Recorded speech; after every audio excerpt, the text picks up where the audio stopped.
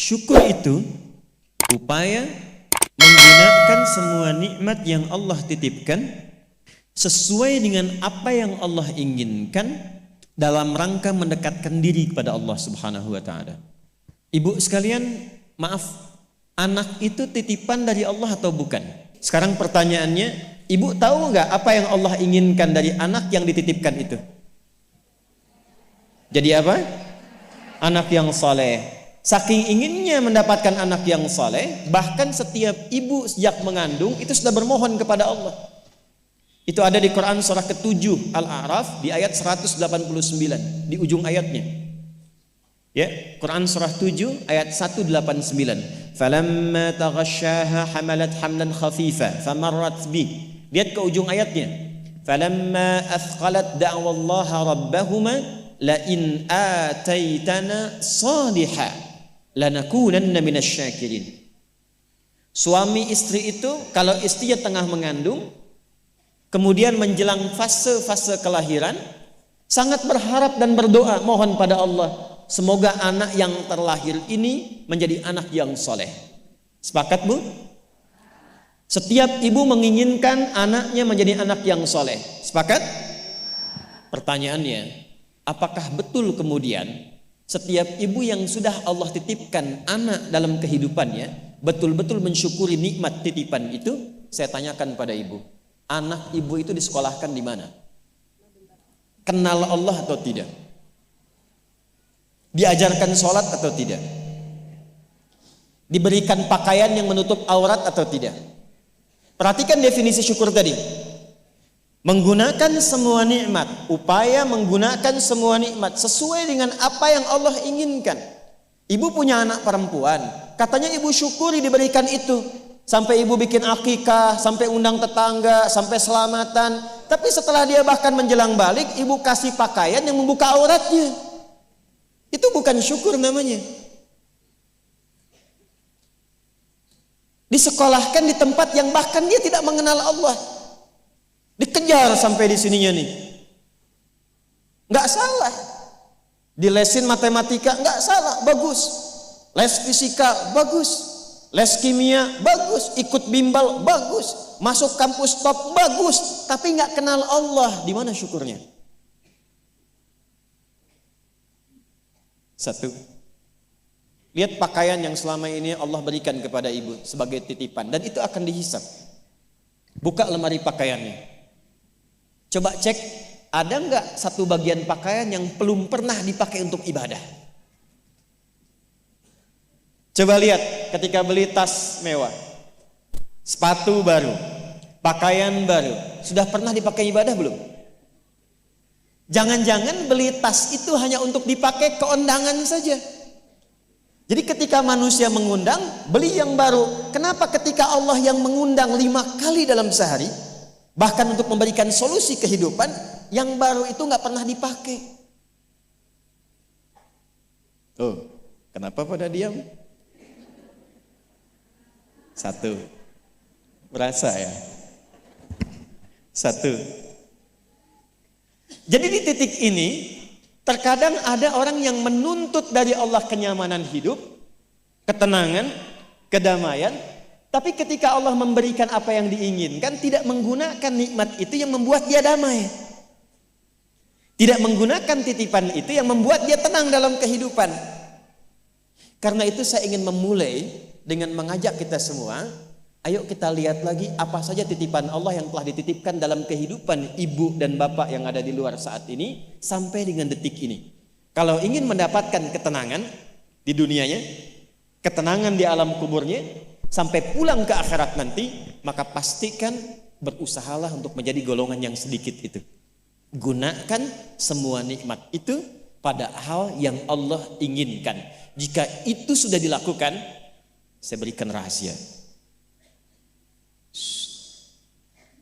Ini antara kita saja.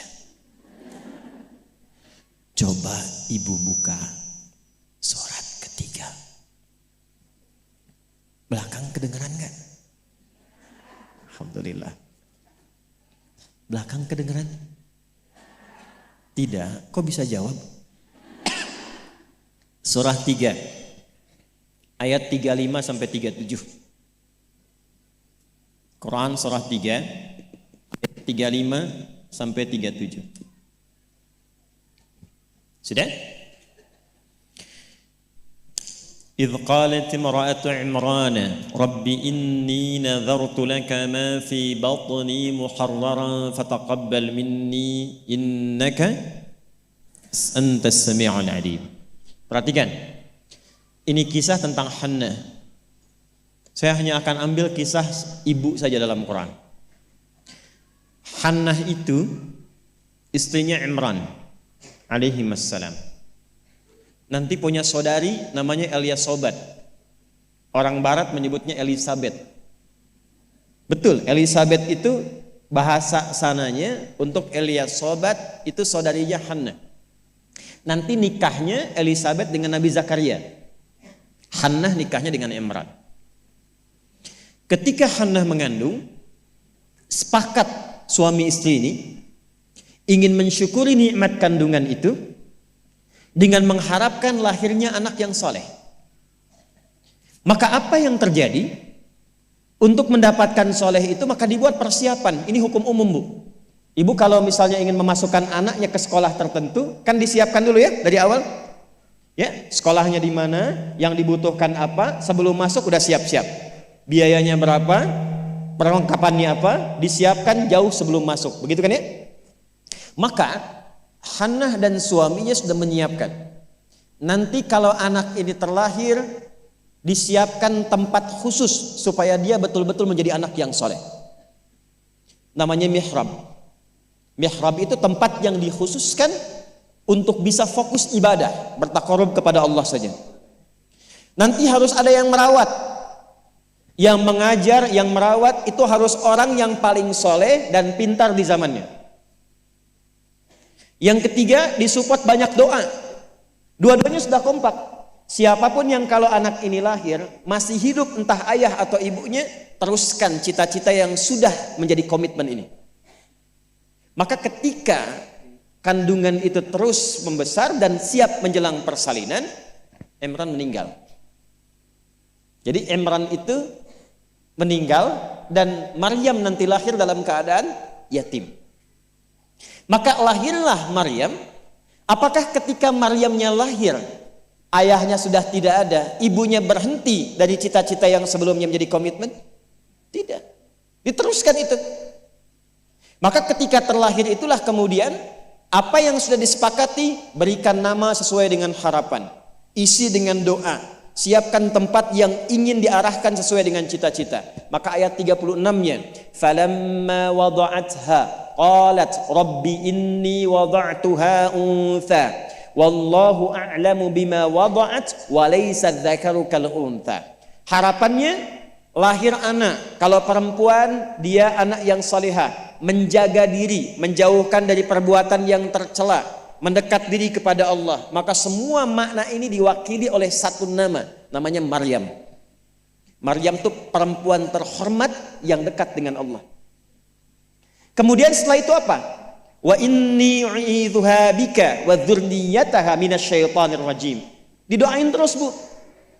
Didoakan. Setelah itu apa? Dipilihkan sesuai amanat dan kesepakatan dengan suami, cari orang paling pintar dan paling soleh. Dulu banyak yang berebut. Singkatnya terpilihlah Nabi Zakaria alaihissalam. Setelah itu apa? Buatkan tempat yang mendukung anak ini menjadi soleh dan dekat dengan Allah. Maka dibuatkan mihrab. Apa yang terjadi? Ketika mihrabnya sudah siap, yang mendidiknya sudah siap, doanya mengalir, namanya sesuai dengan harapan, maka orang tua itu tidak sulit lagi untuk merawatnya. Setelah itu Allah yang berkenan memperhatikan sampai tumbuh dewasanya. Perhatikan ayat 37-nya.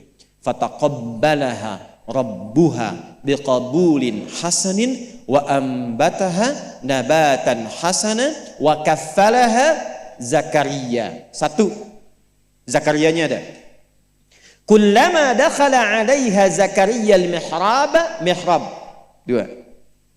Wajada 'indaha rizqa.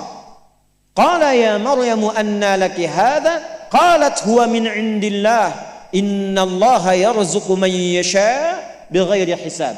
Jadi doanya sudah, namanya sudah, yang mendidiknya sudah, tempatnya sudah.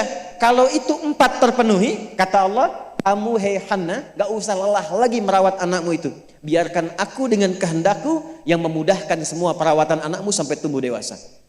Demi Allah Bu, setiap butuh apapun, orang tuanya tidak susah. Setiap akan diantar makanan, makanan sudah ada. Mau diantar pakaian, pakaian sudah ada. Dan semua pertumbuhannya langsung diperhatikan oleh Allah. Jadi ketika syukur itu diterapkan dalam kehidupan, maka seorang hamba akan beralih dari hamba biasa statusnya menjadi hamba yang istimewa di hadapan Allah Subhanahu wa taala. Ini yang ingin saya contohkan. Bersyukur itu bukan hanya sekedar mengungkapkan alhamdulillah atas nikmat yang diperoleh, tapi ada peluang untuk menambah nikmat-nikmat lanjutan. Ini ayat ini yang menginspirasi Al-Imam Asy-Syafi'i, Imam Ahmad bin Hanbal. Tidak banyak orang tahu Imam Syafi'i itu single parent Bu ibunya. Imam Ahmad bin Hanbal itu single parent. Jadi begitu dititipkan anak laki-laki Imam Ahmad, bapaknya meninggal, ibunya yang gendong sana sini. Musim dingin, dimasakin air. Kan belum ada water heater waktu itu. Dimasakin Bu, malam-malam, diwuduin pakai air hangat. Digendong oleh ibunya ke masjid, ke halakoh-halakoh para ulama, disimpan, selesai digendong, dibawa lagi. Apa yang terjadi? Ketika semua nikmat dititipkan anak itu disyukuri sesuai dengan apa yang Allah kehendaki, jadilah Imam Ahmad.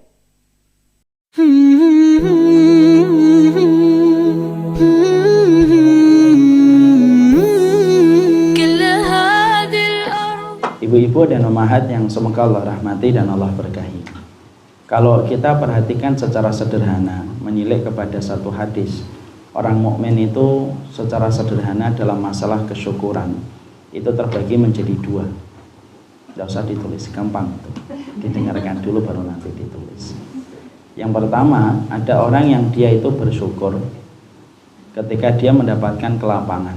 Maka ini hal yang wajar, karena memang kalau kita lapang maka kita bersyukur. Kalau urusan kita mudah, maka kita bersyukur. Kalau urusan kita digampangkan oleh Allah, maka kita bersyukur. Dan ini sering kita dengarkan, yang sempit bersabar, yang lapang bersyukur. Itulah yang sering kita dengarkan dan sering kita coba praktekkan pada kehidupan. Tapi ada kriteria sifat yang kedua. Orang yang kedua itu adalah orang-orang yang mereka itu bukan hanya bersyukur ketika lapang, tapi mereka itu bersyukur ketika sempit. Bukan hanya bersabar, tapi malah bersyukur. Maka ini merupakan satu kondisi yang jauh lebih berat pada kondisi yang pertama. Karena kondisi yang pertama saja kita masih tertatih-tatih, terjatuh dan terbangun, supaya kita mampu bersyukur ketika mendapatkan kelapangan. Ternyata ada tingkatan yang lebih tinggi lagi, yaitu adalah orang yang dia bersyukur ketika mendapatkan ujian dan mendapatkan musibah. Ustadz, kenapa Ustadz bisa mengatakan itu? Karena sifat yang kedua berdasarkan kepada apa yang dikabarkan oleh Rasulullah dengan lisannya. Rasulullah itu lisannya mulia, yang tidak usah dibandingkan dengan siapapun. Tidak usah dibandingkan dengan Umar Mita, Panglima Sudirman, Bung Tomo, apalagi yang lainnya. Santai aja ya, saya ngomong ini tidak ada maksudnya apa-apa. Maka kemudian Rasulullah menyampaikan kepada kita dalam satu hadis yang sahih, fa inna ahadakum la yafrahu bil bala kama yafrahu ahadukum birraha. Ada orang mukmin itu yang mereka itu senang ketika mereka mendapatkan ujian, syukur, senang ketika mendapatkan ujian, sebagaimana orang yang lemah iman ketika senang mendapatkan harta dan mendapatkan materi. Nah, disitulah kita mengetahui, disitu kita mendapatkan ternyata orang yang bersyukur itu ternyata ada 2, bersyukur ketika lapang, dan yang kedua adalah bersyukur ketika mendapatkan ujian. Dan yang kedua adalah bersyukur ketika mendapatkan ujian. Walaupun ini bukan perkara yang gampang, tetapi kita harus mulai untuk menata diri kita supaya kita mampu memakai sifat yang kedua pada perhiasan hati kita dan jiwa kita. Karena orang yang mampu bersyukur ketika mendapatkan ujian, mereka itulah orang-orang yang dekat dengan derajatnya para nabi dan dekat derajatnya dengan para rasul.